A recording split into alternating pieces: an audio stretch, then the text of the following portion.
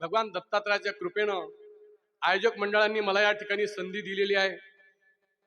या उत्सवातील हे पहिलंच माझं कीर्तन आहे आणि पहिल्या दिवसाची सेवा माझ्या वाट्याला आलेली आहे आणि म्हणून मी माझं परम भाग्य समजतो की मला या ठिकाणी माझ्यासारख्या सामान्य माणसाला या ठिकाणी सेवा प्राप्त झाली आणि म्हणून मी माझं परम भाग्य समजतो। तू कमाने माझा